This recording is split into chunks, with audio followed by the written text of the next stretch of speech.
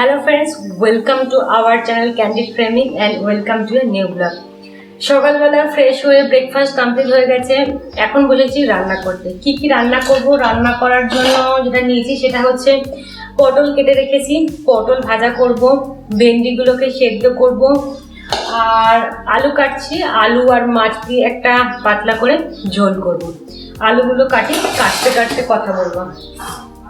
এই গরমে কি হয়েছে, বেশি রিচ কিন্তু কিছু খেতে ভালো লাগছে না, তাই ভেবেছি মাছের ঝোলটাকে একটু পাতলা করেই করব, কারণ পাতলা হলে তাহলে খেতে ভালো লাগবে। যদিও সুদীপ তো খুব একটা মাছ টাছ খাচ্ছে না ইদানিং, বলছে মাছ খেলেও শরীরটা ভালো লাগছে না, তো ওকে আর আজকে জোর করবো না খাওয়ার জন্য। তো ওই জন্য ভেন্ডি সেদ্ধটাকে দিয়ে দেবো, ভেন্ডি সেদ্ধটা দিয়ে খুব সুন্দর ভাত খেয়ে নেবো।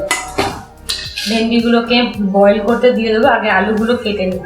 আলুগুলো কেটে নিলে মাছের ঝোলটাও পাশাপাশি আমি বসিয়ে দিতে পারবো। কারণ হচ্ছে আলুগুলোকেও আমি বয়েল করে মাছের ঝোলটা করি, তার কারণ হচ্ছে আলুতে নুন দিয়ে বয়েল করে নিলে কিন্তু যারা সুগারের পেশেন্ট আছে তাদের জন্য অনেকটা ভালো খাওয়া। ডিরেক্ট আলু খাওয়া আর বয়েল করে খাওয়ার মধ্যে ফারাক আছে, এটা আমি পড়েছি, তার জন্য এটা অ্যাপ্লাই করি। কি বলে, নুন দিয়ে বয়েল করে জলটা ফেলে দিয়ে তারপর আলুটা খেলে মানে ধরুন 10% 20% কম এফেক্ট করবে। যদিও খুব একটা বেশি আলু খাওয়া হয় না, তবুও যেটুকু খাওয়া হয় ওইভাবে করা হয়। তার জন্য আলুগুলোকে কেটে নিচ্ছি, আলুগুলোকে বয়েল করতে বসিয়ে দেবো। আর মাছটা যেহেতু আছে, মাছটা দিয়ে ওরকম পাতলা করে একটা ঝোল করবো, তাহলেই হয়ে যাবে। আর ভাত হয়ে গেছে, আমার ভাতটা কমপ্লিট হয়ে গেছে। কি হয়, তাড়াতাড়ি করে রান্না করার চেষ্টা করি, তার কারণ হচ্ছে কি, গরম তো মারাত্মক পড়েছে, রান্নাঘরে বেশিক্ষণ থাকাই যাচ্ছে না, এত পরিমাণ গরম পড়েছে। সবারই অ্যাজ ইউজুয়াল একই প্রবলেম, আমারও একই প্রবলেম। তাই চেষ্টা করি যতটা কম সময় ফটাফট রান্নাগুলোকে কমপ্লিট করে ফেলা। বেশি সময় রান্নাঘরে একদম দিচ্ছি না, তাই যত ক্যারামতি সমস্ত কিছু অ্যাপ্লাই করছি যাতে খুব কম সময় এখানে দিতে হয়। আর একটু গুছিয়ে নিয়ে বসলে কি হয়, সময়টাও কিন্তু কম লাগে, অর্গানাইজ থাকে যে এটার পর এটা দিয়ে করব, এই জিনিসটা দিয়ে করব, এইভাবে করলেও কিন্তু অনেকটা কম সময় লাগে। আর কি বলবো, চারিদিকে যা পরিস্থিতি এই কোভিডের জন্য, মোটামুটি সবাই নিজেদেরকেই ঘরের মধ্যে একটা বন্দি করে ফেলেছে, এরকম সিচুয়েশন। আমার বাড়ির পাশেও অনেকেরই হয়েছে শুনছি, যদিও আমরা খুব একটা বাড়ির বাইরে বেরোচ্ছি না, নিজেরাই ডিসাইড করে নিয়েছি কি বাড়ির বাইরে এখন খুব একটা বেরোবো না দরকার ছাড়া। আর ডেলি বেসিসে যে বাজারগুলো, সেগুলো এখন ডেলি বেসিস নেই, উইকলি হয়ে গেছে। উইকলি করে সেগুলোকে পুরো ধুয়ে তারপর রাখা হচ্ছে, আর বেরোচ্ছিও না। তো এই সিচুয়েশানে কি হবে, মানুষের 10-15 দিন ভালো লাগবে, তারপরে কিন্তু দেখবেন মুড অফ হয়ে যাওয়ার মতো একটা টেন্ডেন্সি আসবে, ভালো লাগছে না, এরকম তৈরি হবে।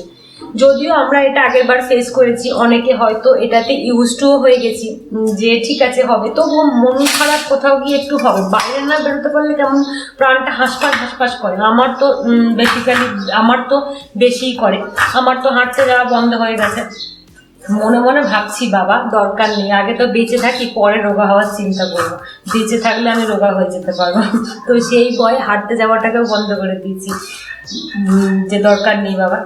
তো আমার মনে হয় কি জানেন, ঘরে বসে থেকে যদি আপনি কিছু ডিফারেন্ট করেন, ধরুন আপনি কিছু একটা শিখছেন, হ্যাঁ, কিছু একটা নতুন রান্না করছেন বা হ্যান্ডমেড কিছু বানানোর চেষ্টা করছেন, এগুলো যদি করতে থাকেন তাহলে দেখবেন কোথাও গিয়ে আপনার ডিপ্রেশনটা কমবে, মুড খারাপ হওয়ার যে ব্যাপার সেটাও কমবে। আমি এই জিনিসগুলো অ্যাপ্লাই করি, ঠিক আছে? তো সেরকম যদি কিছু করতে পারেন, আপনারা ট্রাই করে দেখবেন, তাতেও কিন্তু মুড খারাপ অনেকটা কমে যায়। কত কিছু শেখার আছে, সেরকম কিছু শিখলে কিন্তু দেখবেন অনেকটা এই যে একটা ফার্স্টেশন সেটা কিন্তু চলে যাবে। সেরকম ট্রাই করে দেখবেন, আমার মনে হয় আপনারা একটু বেটার রেজাল্ট পাবেন।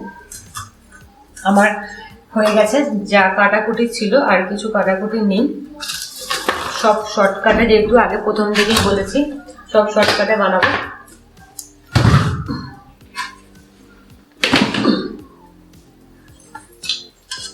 চলুন এবার রান্নাটা করা যাক।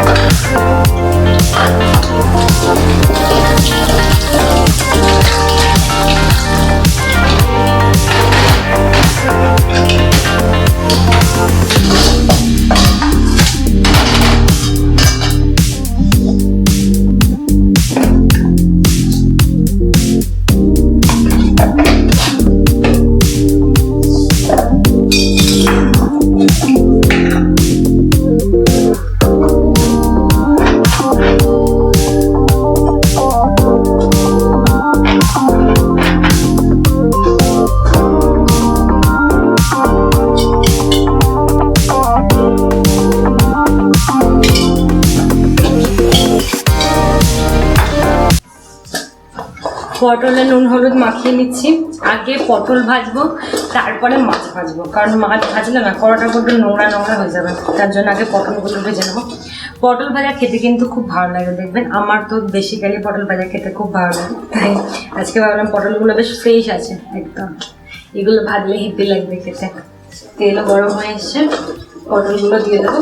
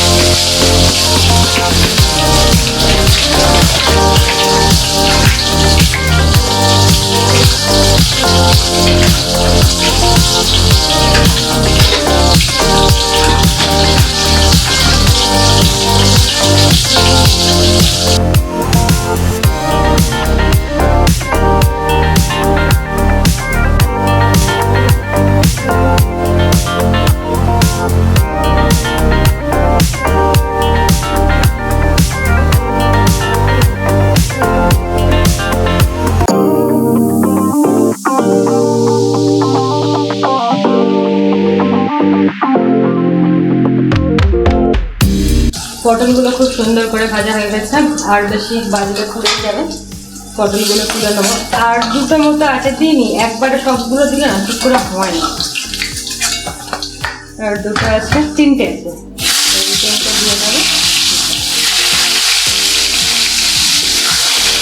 তিনটে হলেই দেখুন কত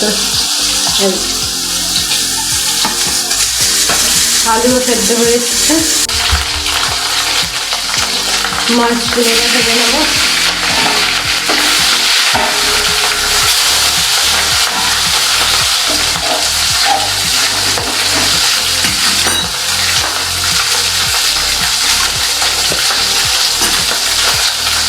এই যে পটল ভাজা হয়ে গেছে, মাছগুলো ভাজা হোক।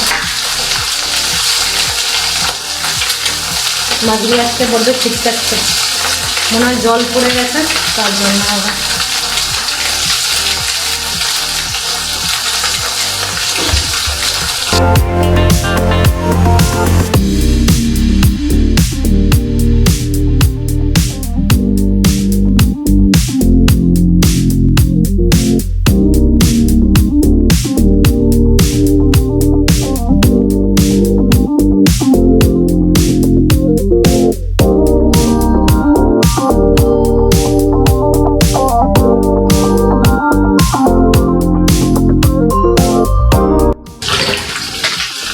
ভেন্ডিগুলোকে আমি এক ধরনের সেদ্ধ করি।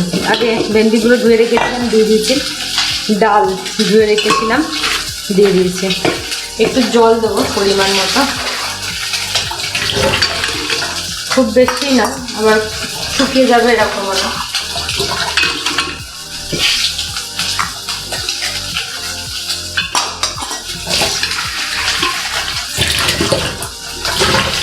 জল দিয়ে দিলাম, 2-3টে কাঁচা লঙ্কা,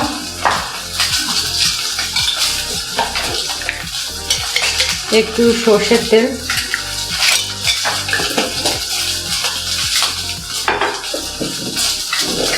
স্বাদ মতো নুন। এটা দিয়ে সেদ্ধ করে নেব। জাস্ট খাওয়ার সময় এটাকে ভালো করে মেখে নেব। অসম লাগে খেতে, এটা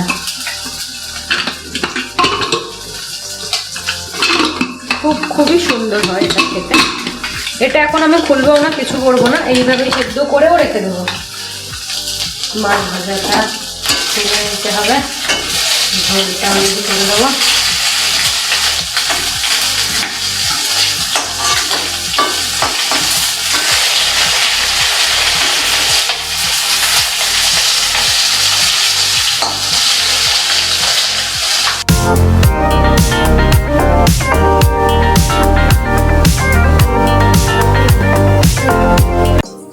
একটু জিরে ফোড়ন দিলাম, একটু তেজপাতা দিয়ে পেঁয়াজগুলো দেবো।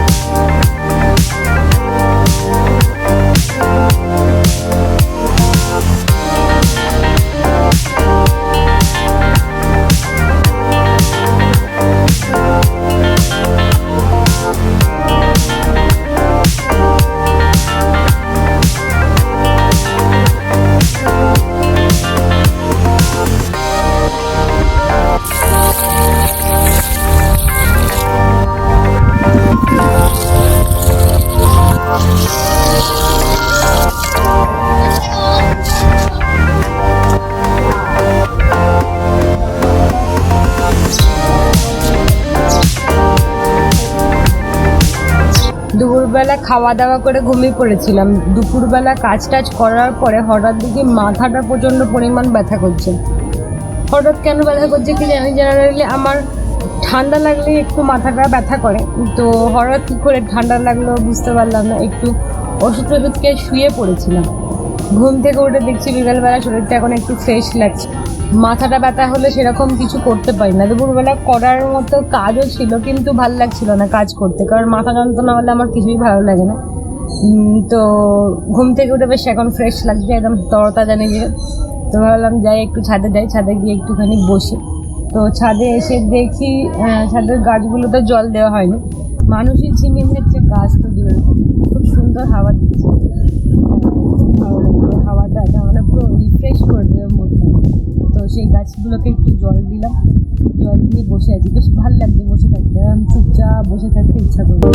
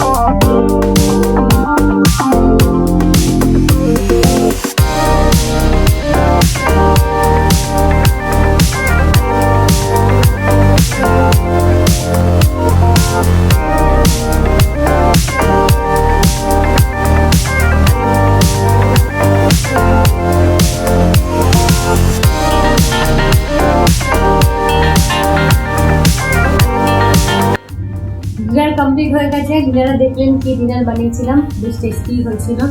ডিনার টিনার কমপ্লিট করে ভাবলাম চলুন আপনাদের সাথে একটু আড্ডা মেরে নেওয়া যাক। এই যে সচরাচর দেখতে পাওয়া যায় না ব্লগে, সারাদিন আমাকেই দেখেন, তো তার জন্য নিয়ে আসা হয়েছে মুখটা দেখানোর জন্য।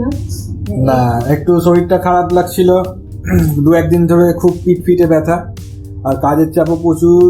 তো সেই ও বাড়ি যাওয়ার আগের থেকে কিছু ভিডিও আমার কাছে রয়েছে, সেগুলো আজও অবধি আমি এডিট করে উঠতে পারিনি। আরও না হবে অবশ্যই, কারণ ওগুলো চ্যালেঞ্জের ভিডিও আর ওগুলো আমি অবশ্যই এডিট করব। এর মধ্যে আরও একটা চ্যালেঞ্জের ভিডিও আমি করে ফেলেছি, তো আগের ভিডিওই একটা এখনও বাকি আছে, আবার এটা কবে এডিট করবো জানি না, তবে খুব তাড়াতাড়ি করবো। কাজেরও একটু প্রেশার রয়েছে, শরীরটাও খুব একটা ভালো যাচ্ছে না, যার ফলে একটু এনার্জি ল্যাক করছিল। তো সেই জন্য আর কি আশাও হচ্ছিল না, আর শরীর ভালো না থাকলে মুডটা আর ভালো থাকে। তো সেই সব নিয়ে আর কি একটু পাজল ছিলাম। আজকে বললো যে একটু আসো রাতের দিকে একটা ব্লগেতে একটু মুখটা দেখিয়ে দাও। তো মানে হাজিরা দিতে আসলাম যে ইয়েস ম্যাম। মানে আমি আসি ব্লগে, আমি এডিট করি, এটা হচ্ছে ব্যাপার। লোকজন তো দেখতে পায় না। নাম ডাকা হচ্ছে আমি অনেকদিন অ্যাবসেন্ট, ঠিক আছে, তো আবার দেখা যাবে যে পরীক্ষা বসতে দেবে না, তার জন্য তো একটু দেখা করে দিলাম। যদিও শরীরটা আমারও ভালো নেই, আমার তো দুপুরে মনে হচ্ছিল আমার করোনা হয়ে গেছে, ওটা আমি ওকে বলছিলাম এই আমার না মনে হয় করোনা হয়ে গেছে। হঠাৎ দেখি দুপুরবেলা একটু জ্বর জ্বর আসছে, মাথা যন্ত্রণা করছে। আমি আবার মনে মনে ভাবছি হে ভগবান, তাহলে কি শেষমেশ আমারই করোনা হয়ে গেছিল নাকি? ট্রেন ট্রেন করোনা আমার ট্রেন যত তো ট্রেন নয়, ভাবো তো লক্ষ লক্ষ লোক এখন এই ট্রেন ফলো করছে। না আমি ফলো করতে চাই না, আমি তো বাঁচতেই পারবো না বলে মনে হয়। তো যাই হোক, করোনা হয়নি, যদি এমনি মাথা যন্ত্রণা করছে একটু, মনে হয় কি হয়েছিল স্নান করে তারপর মনে হয় ভিজে মাথায় এসিতে একটু বসে গেছিলাম, তার জন্য মনে হয় একটু ঠান্ডা লেগেছে। আর গেছিলাম তো আমি ঘরে গেছিলাম, আমার করোনা হয়ে যাবে না। তো যাই হোক, আপনাদের জন্য খুব তাড়াতাড়ি আমি নিয়ে আসতে চলেছি একটা ভালো কি বলবো চ্যালেঞ্জের ভিডিও। সেই চ্যালেঞ্জের ভিডিওতে আমরা এই হেঁড়ে গলাতে একটু গান টান করেছি, আর আমি ওকে মুখেতে পেন্সিল দিয়ে দাগ করেছি। দেখে খুব মজা পাবেন যে ওকে কিরকম লাগে। মুখেতে কালিচালান বানিয়ে দিয়েছিলাম, গোপ ফোপ বানিয়ে দেখতে পাবেন খুব তাড়াতাড়ি। আমি ওটাকে নেক্সট রিলিজ করতে চলেছি, একটু এডিট করা বাকি আছে। মজাদার ভিডিও হয়েছিল, তো সঙ্গে থাকুন, দেখতে পাবেন। ঠিক আছে, আজকে এত অবধি, চলুন টাটা, গুড নাইট।